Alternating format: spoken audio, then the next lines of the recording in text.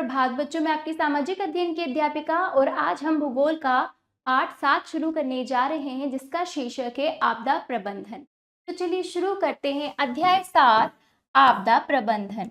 ठीक है, पाठ का परिचय देखिए। प्राकृतिक आपदा, चक्रवात के कारण, बाढ़ प्रभाव, रासायनिक आपदा, चक्रवात, चक्रवात प्रबंधन के उपाय, बाढ़ के दौरान सावधानी, सूखा, जैविक आपदा, इन सभी बिंदुओं पर अच्छे से हम चर्चा करेंगे। चलिए शुरू करते हैं। देखो बच्चों, आपदा दो प्रकार की होती है, प्राकृतिक आपदा, मानव निर्मित आपदा। जैसे देखिए, प्राकृतिक आपदा में भूकंप, सूखा, चक्रवात, बाढ़, भूस्खलन, दावानल आदि सम्मिलित हैं। इसको प्राकृतिक संकट भी कहा गया है। क्या कहा है? प्राकृतिक आपदाओं को प्राकृतिक संकट भी। और मानव निर्मित आपदा जैसे कोई दुर्घटना हो गई, रासायनिक युद्ध हो गए, नाभिकीय पदार्थ, बांधों का टूटना, बमों का फटना, भवनों का विखंडन तथा महामारी, कई प्रकार के रोग महामारी के अंतर्गत आ जाते हैं। तो दो प्रकार की आपदा होती है। ठीक है, तो भारत में विभिन्न विभिन्नताएं हैं और इस तरह की भौतिक विभिन्नताओं के होने के कारण यहाँ पर कई प्रकार की आपदाएं उत्पन्न होती हैं। भूकंप धन तथा जन की हानि। पहला देखिए, भूकंप धन तथा जन की हानि का कारण बनता है। ठीक है, इसका कारण पृथ्वी पर भूपट्टी के निचले भागों में हुई आकस्मिक हलचल को भूकंप कहा जाता है। तेज हवा, भारी वर्षा, ज्वारीय तरंगों के साथ चक्रवात भारी तबाही का कारण बनता है जो समुद्र में होता है। समुद्र से ये मैदानी स्तर पर आ जाता है। उत्तरी मैदानी क्षेत्रों में बाढ़ को देखा जा सकता है। बाढ़ का मुख्य कारक भारी वर्षा होता है जो फसलों, मकानों तथा मवेशियों को नष्ट कर देता है। सूखा भी एक आपदा है जिसकी वजह से क्या है, पानी की कमी हो जाती है, सूखा पड़ जाता है, वर्षा बिल्कुल नहीं होती ऐसे क्षेत्रों में। ठीक है, तो इस तरह से घरेलू उपयोग तथा कृषि में बाधा उत्पन्न होती है। ठीक, प्राकृतिक आपदा को नियंत्रित किया जा सकता है उचित ढंग से। ठीक है, मानव निर्मित आपदाओं को अत्यधिक जो मानव निर्मित आपदा है उनको दूर करने के लिए, उनसे बचने के लिए अत्यधिक सावधानी का ध्यान रखना पड़ता है। आपदा को रोकने के लिए उपाय देखिए। राष्ट्रीय तथा अंतरराष्ट्रीय स्तर पर नियम का निर्माण करना, मानव अंतर्गत जागरूकता उत्पन्न करना, मानव में ठीक है संरचना को मजबूत करना, बेहतर वातावरण विधि को अपनाना। अब आ जाइए, तो इतना हमने पढ़ा आपदा क्या होती, किस तरह की आपदाएं मोटे तौर पे हमने देखी, किस तरह से बचाव करना चाहिए। अब एक एक आपदा के बारे में अच्छे से खुलकर देख लेते हैं। ठीक है, सबसे पहले भूकंप।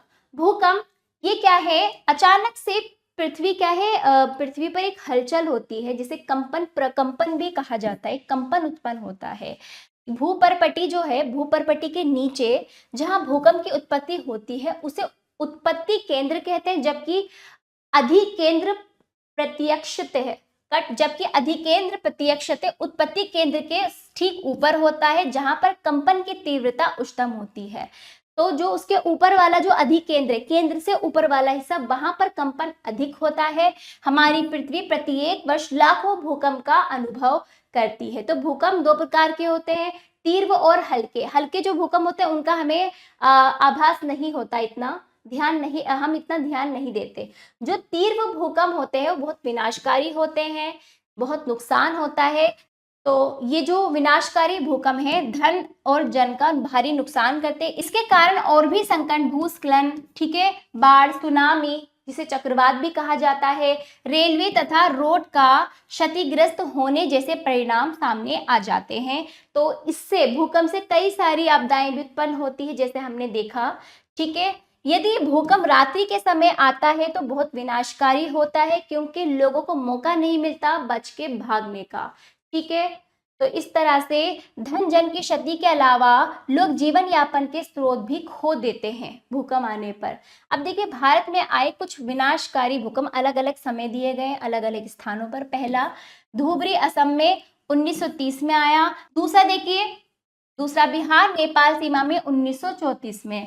अंडमान के निकट 1950 में आया। कोयना में 1967 में। हिमाचल प्रदेश 1975, उत्तरकाशी 1991, लातूर 1993, नंदप्रयाग 1999, गुजरात 201 में। ठीक है, तो इस तरह से अलग अलग स्थानों पर, हमारे देश के अलग अलग राज्यों में, अलग अलग जगह पर, अलग अलग समय इस तरह से विनाशकारी भूकंप आए। कैसे विनाशकारी?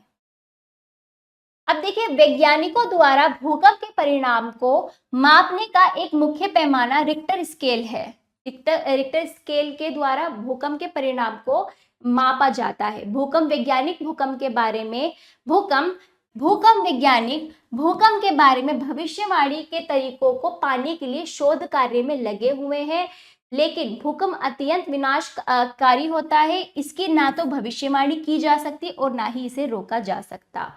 भूकंप के कारण देख लीजिए, क्यों आता है भूकंप। देखिए, हमारी भूपर्पटी टेक्टोनिक प्लेट की बनी है, जो भारी भरकम चट्टानों के शिलाखंडों से क्या होती है, अंतर्बंधित होती है। ठीक है, शिलाखंडों के नीचे होती है वे अर्ध तरल चट्टान, जिन्हें मेंटल कहते हैं। जो हमारी पृथ्वी के अंदर एक चट्टान है मेंटल, वो अर्ध तरल, आधी तरल मतलब तरल रूप में भी होती है, कठोर रूप में भी, अर्ध तरल जिसे कहा गया। ठीक है, तो मेंटल क्या है, इन प्लेटों को तैरने में सहायता करती है, जिसके परिणाम स्वरूप दाब उत्पन्न होता है, जो प्लेटों के टकराने को बढ़ावा देती है। तो इस तरह से जब प्लेटें टकराती है, परिणामतः भ्रंश निर्मित होता है। तो इस तरह से भूकंप के झटके लगते हैं। भूकंप को मापने के लिए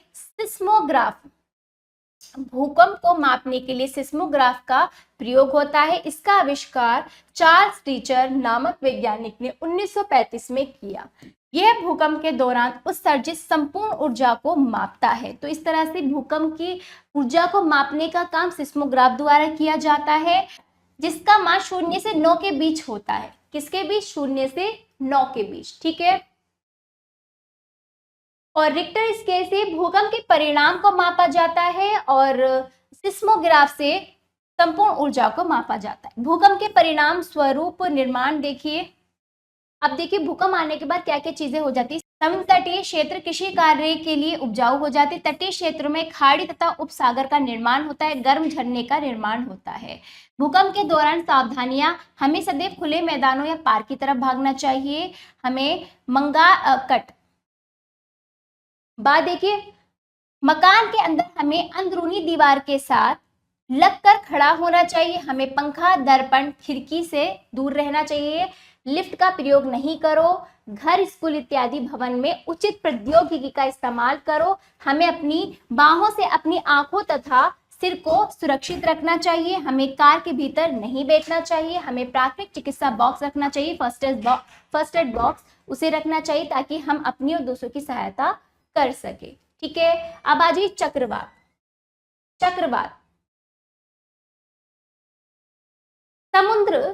समुद्री तापमान में वृद्धि, उच्च सापेक्षिक आर्द्रता तथा वायुमंडलीय अस्थिरता के कारण जब समशीतोष्ण तथा उष्णकटिबंधीय अक्षांश के गर्म महासागरों में निम्न वायुदाब उत्पन्न होता है, तो चक्रवात आता है। देखिए, इस तरह से समुद्र में गोल गोल चक्र की तरह चक्रवात आता है।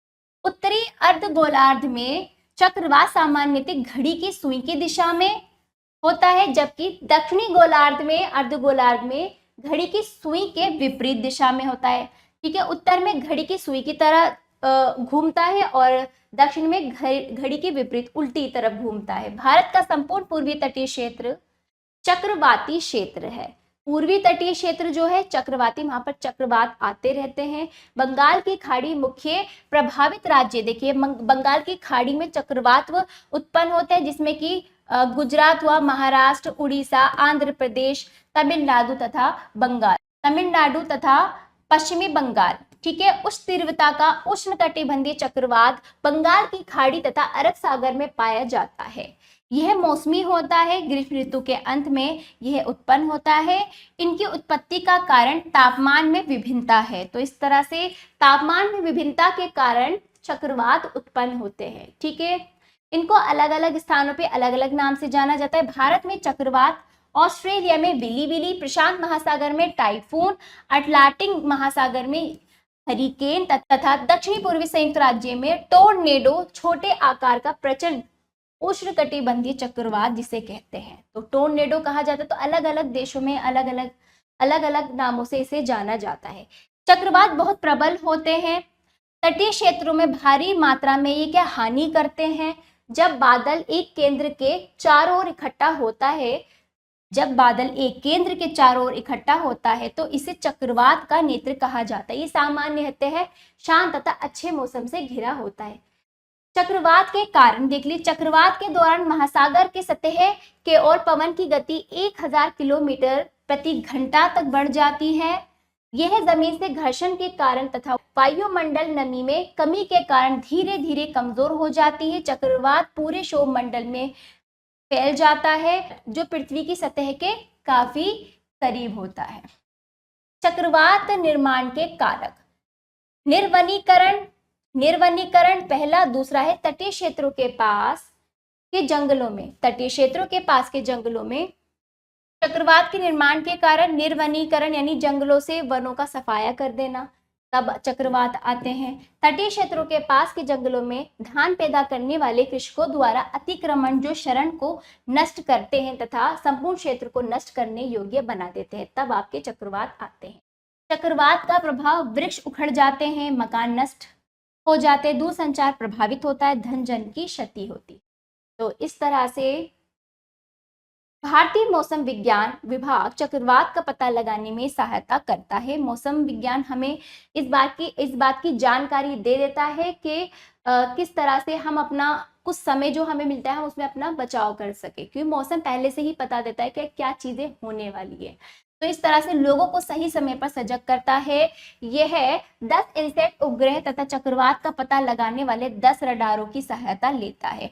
टेलीविजन तथा रेडियो द्वारा सूचना प्रसारित की जाती है, लोगों को बताया जाता है टेलीविजन रेडियो द्वारा। ठीक है, वैज्ञानिक मत्स्यन बंदरगाह तथा पृथक स्थानों के लिए क्षेत्रीय भाषाओं में सूचना देने के लिए एक विशेष आपदा सचेतक यंत्र होता है। तो इस तरह से अलग अलग क्षेत्रों भाषा में सूचना देने के लिए विशेष आपदा सचेतक यंत्र होता है, जो अलग अलग भाषा में सूचना प्रदान करता है। चक्रवात प्रबंधन के उपाय, टेलीविजन रेडियो मौसम के बारे में भविष्यवाणी को सुनते रहें, समुद्र तटीय क्षेत्रों में जाने से बचे, वाटरप्रूफ कंटेनर में उचित मात्रा में भोजन सामग्री रख ले, निवास स्थान पर प्राथमिक चिकित्सा बॉक्स यानी कि फर्स्ट एड बॉक्स जरूर रखें, गर्म कपड़े पहने, घर के अंदर रहना, सभी खिड़कियां दरवाजे बंद रखें, अपने आसपास सूचना को अतिशीघ्र पहुंचाना, अगर आपको कोई जानकारी मिलती तो आसपास के लोगों को बताना है। ठीक है, और इस तरह से घर में अपने सामानों की लिस्ट तैयार करना। ठीक है, चक्रवात के बाद क्या होता है, कैसा प्रभाव पड़ता है। अब चक्रवात के बाद आपको क्या करना है, गैस रिसाव का निरीक्षण करना तथा सभी विद्युत उपकरण को सुखाना, सर्प काटने के घर के बाहर ना निकलना, सर्प काटने के घर के बाहर ना निकलना।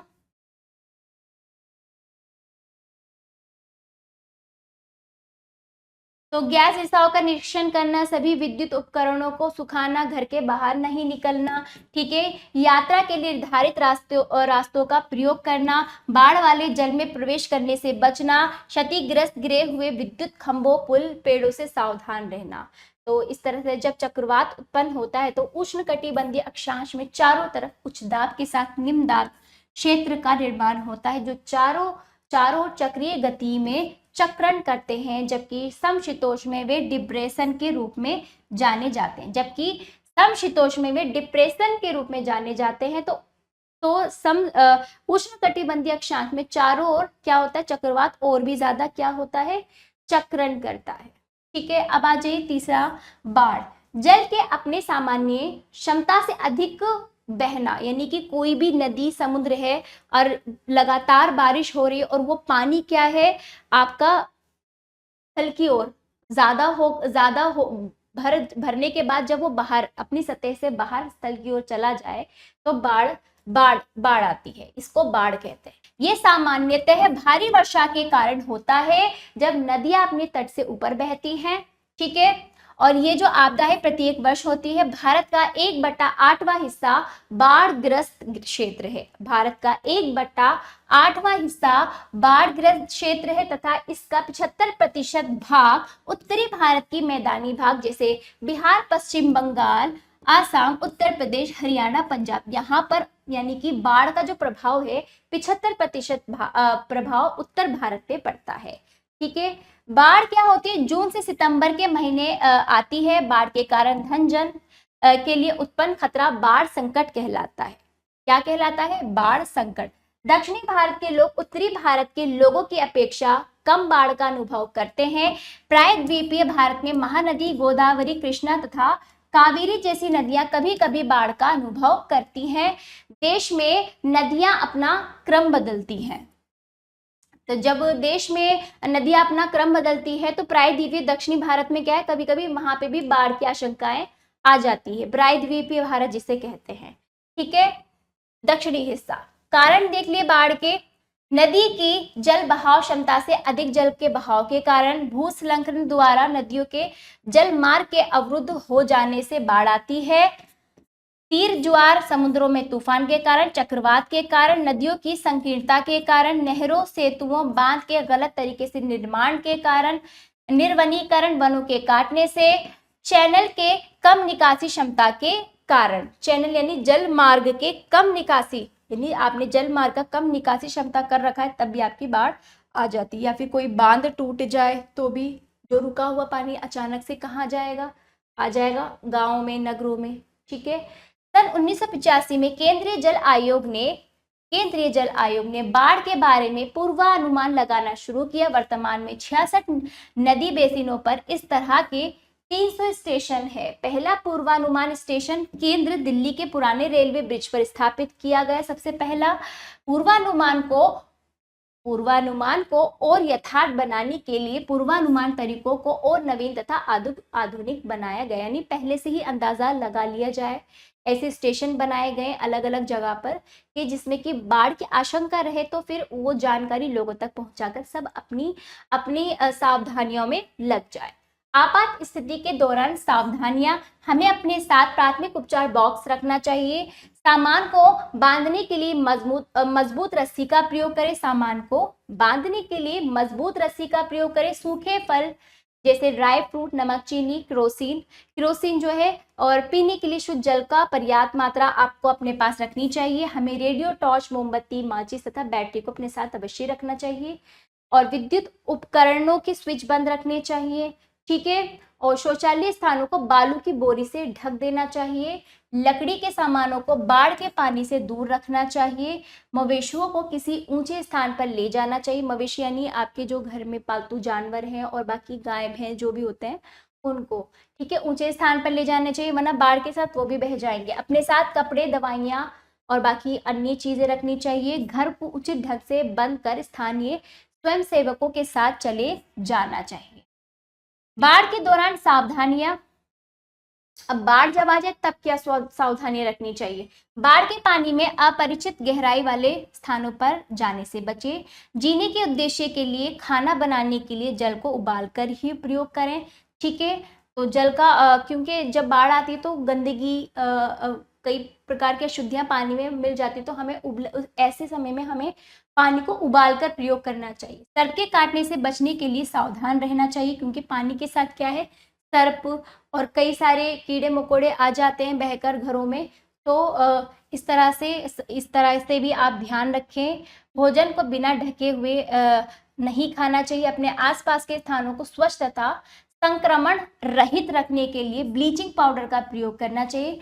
टैंकों में जल को शुद्ध करने के लिए हैलोजनों का प्रयोग करना चाहिए। डायरिया के दौरान चावल का पानी या कच्चे नारियल के पानी का सेवन करना चाहिए। बाढ़ के प्रभाव देखिए, अब बाढ़ जब आ जाता है उसका प्रभाव, डायरिया, कालरा जैसी महामारियां फैलने लगती है जो मृत्यु का कारण बनती हैं। धन जन पशुधन आदि की क्षति हो जाती है। गांव तथा खेती योग्य जमीन का क्या हो जाती है, डूब जाती है, नदी बहा कर ले जाती है, ठीक है। बांध तथा सेतु में दरार पड़ जाती है। अब अगला देखिए, सूखा। वर्षा की कमी या वर्षा ना होने से सूखाग्रस्त क्षेत्र में बहुत कम मात्रा में वर्षा होने के कारण सूखा पड़ जाता है, पानी की कमी हो जाती है, ठीक है। या क्या होता है, एक लंबे समय बाद भी यहाँ पर वर्षा नहीं होती, जो सूखा पड़ जाता है।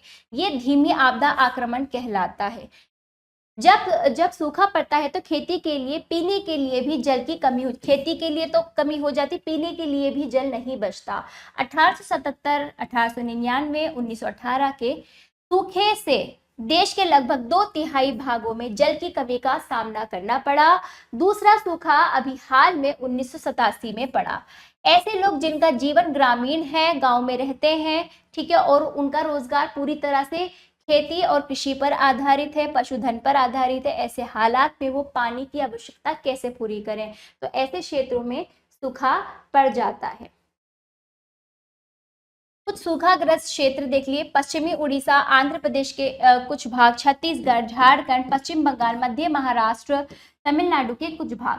सूखा के कारण देखिए, पर्यावरण विसंगतियां जैसे निर्वनीकरण, मृदा क्षरण, जमीनी जल का अत्यधिक उपयोग करने से, ठीक है, ग्लोबल वार्मिंग, वैश्विक ताप यानी ताप क्या है, लगातार बढ़ने से भी आपका सूखा आता है, वनों के काटने से भी, ठीक है, मृदा का क्षरण होने से भी आपका सूखा पड़ जाता है। ठीक है, अगला मानसून का देर से आना, ठीक है, और जल्दी वापस चले जाना। वर्षा ऋतु के दौरान मानसून में व्यवधान होना, यानी कि कुल मिलाकर वर्षा का ना के बराबर होना, ऐसे स्थानों पर सूखा आपदा आ जाती है। सूखे के प्रभाव देखिए जहां पर सूखा पड़ता है वहां से लोग स्थान छोड़ने के लिए बाध्य हो जाते हैं और दूसरे स्थान जीविका के लिए दूसरे स्थान की खोज करते हैं। वे लोग जो पशुपालन पर निर्भर है बुरी तरह से प्रभावित होते हैं। बाजार में अनाज की कमी हो जाती है। सूखे के दौरान रोग से पीड़ित व्यक्ति स्कूल से निष्कासन तथा वे बाल मजदूर में शामिल हो जाते हैं। गरीब महिलाओं तथा बच्चों में कुपोषण हो जाता है। ठीक है, राष्ट्रीय तथा मतलब पोषण की कमी हो जाती है, पानी की कमी से डिहाइड्रेट हो जाती है बॉडी, कुपोषण हो जाता है।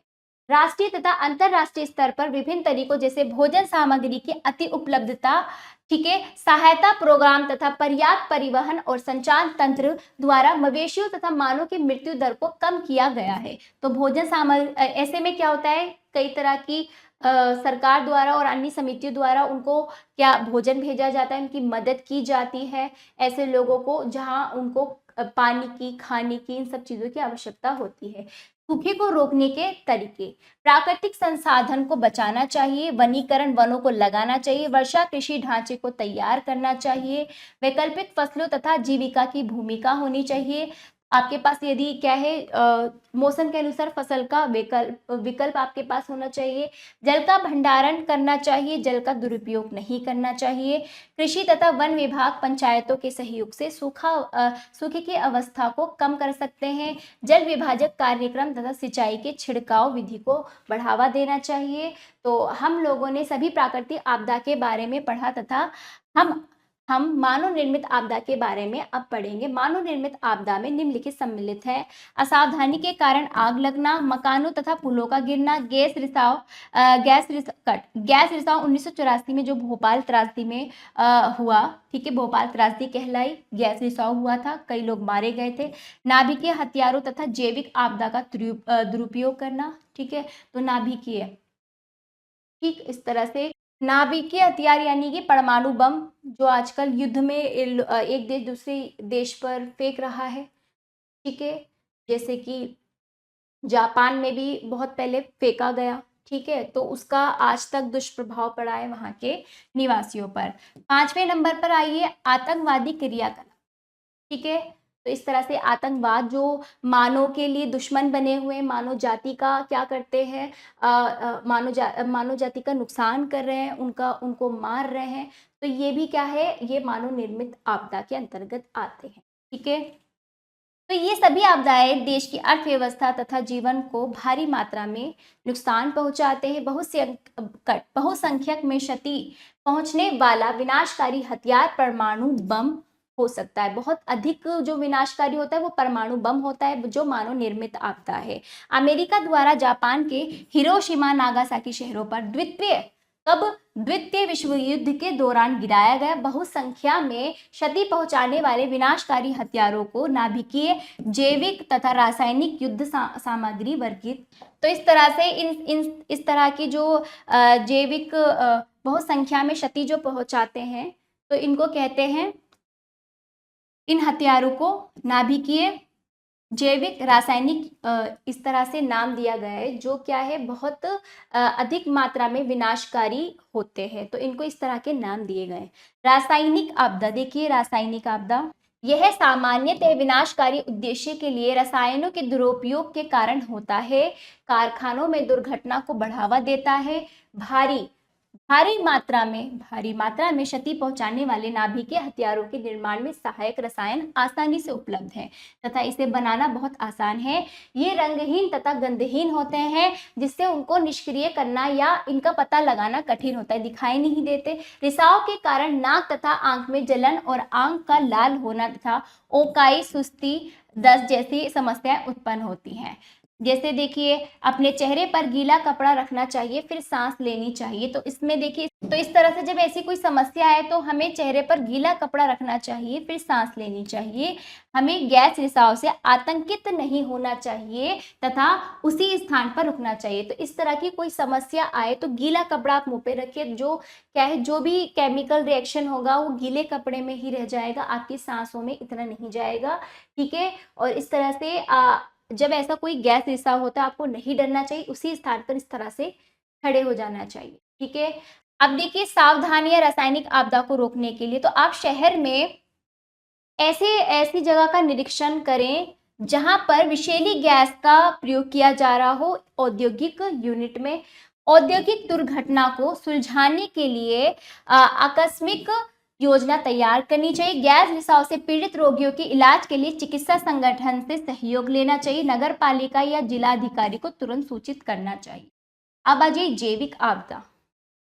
जैविक जैविक हथियार जैविक आपदा को बढ़ावा देते हैं। जैविक हथियार को गरीब आदमी का नाभिकीय बम भी कहा जाता है। वे बिना यांत्रिक उपकरण के आसानी से बनाए जा सकते हैं तथा हजारों लोग नष्ट कर सकते हैं। जैविक हथियार तात्कालिक प्रभाव दिखाना शुरू कर देते हैं। जैसे देखिए, एंथ्रेक्स 100 ग्राम का होता है। अगर 100 ग्राम भी अगर उसे छोड़ा जाता है एंथ्रेक्स को, तो ये 3 करोड़ लोगों को मार सकता है और रोग फैला सकता है। तो इस तरह से इतना क्या होता है, ये इतना ज्यादा विनाशकारी होता है एंथ्रेक्स। तो इस तरह की चीजें जैविक आपदा के अंतर्गत आती है। जैविक आपदा को रोकने के लिए सावधानियां देखिए, अपने आसपास अनजान वस्तु का रिसाव आपको दिख रहा है, कुछ हुआ है, तो उस स्थान से आपको हट जाना चाहिए। सांस लेते समय मुख तथा नाक को कपड़े से ढक ले। इसके बारे में सरकारी संस्थानों को तुरंत सूचित करें। दुर्घटना से होने वाली आपदा, देखिए इस प्रकार की आपदा मनुष्य के कारण होती है, जैसे रेल, रोड, आग से दुर्घटना आदि। अब देखिए, दुर्घटना से जैसे किसी प्रकार की भी दुर्घटना कहीं भी हो सकती है। ठीक है। रेल में हो सकती है, रोड पर आग लगने पर हो सकती है। ठीक है। ये जो दुर्घटनाएं होती है, ये मनुष्य की गलतियों के कारण होती है, जिसके कारण भारी धन जन की हानि हो जाती है। दुर्घटना को रोकने के लिए कुछ सावधानी देखिए। ट्रैफिक नियमों का कड़ाई से पालन करना चाहिए। मतलब आपको बहुत सारी सावधानियों, यदि आप घर से बाहर निकल रहे हैं तो आपको बहुत सारी चीज़ों को ध्यान रखना चाहिए। आपको नियमों का पालन करना चाहिए। दुर्घटना के बारे में पुलिस स्टेशन तथा अग्निशमन केंद्र को सूचना करना चाहिए। आग लगने पर हमें सावधानी बरतनी चाहिए। दुर्घटना से होने वाली आपदा के दौरान हमें सरकारी संगठनों का सहयोग करना चाहिए।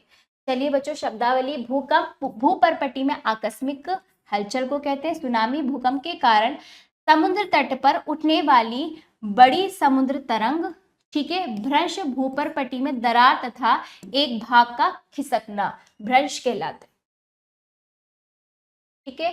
सारांश, जब बड़े पैमाने पर जान माल की हानि होती है तो उससे उत्पन्न परिस्थिति को आपदा कहते हैं। आपदा 2 प्रकार की होती है, प्राकृतिक और मानव निर्मित। भूकंप, ज्वालामुखी विस्फोट, अकाल, तूफान और चक्रवात प्राकृतिक आपदाएं। परमाणु हथियारों का प्रयोग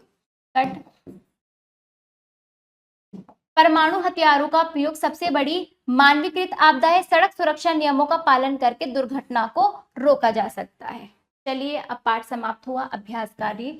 अब आ जाइए, सही विकल्प पर सही का चिन्ह लगाइए। का देखिए, हमारे देश का कितना प्रतिशत भाग सूखाग्रस्त है? तो 25 लगभग, इससे ज्यादा भी है परंतु 25% लगभग इसके अंतर्गत आता है। ठीक है। ख देखिए, वर्षा की कमी या वर्षा ना होने पर होता है, क्या होता है? सूखा। भोपाल गैस त्रासदी हुई 1984 में। ठीक है। अब आ जाइए, दूसरे दिख स्थानों की पूर्ति कीजिए। का देखिए, चक्रवात एक प्राकृतिक आपदा है।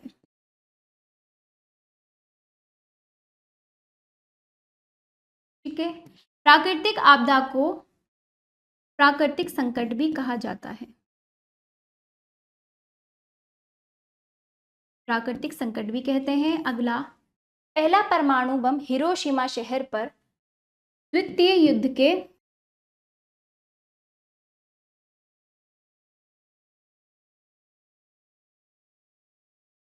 अगला देखिए, भूकंप के दौरान हमें कार में नहीं बैठना चाहिए। चलिए बच्चों, अगला देखिए, भूकंप के परिणाम को मापने का एक मुख्य पैमाना है रिक्टर। ठीक है, चलिए वस्तुनिष्ठ प्रश्न तीसरा और चौथा संक्षेप विस्तार में इन प्रश्नों का उत्तर आप देने का प्रयास करेंगे। तो ये पाठ समाप्त होता है बच्चों। आशा करती हूँ ये पाठ आपको समझ आया होगा। मिलते हैं अगले पाठ में। धन्यवाद।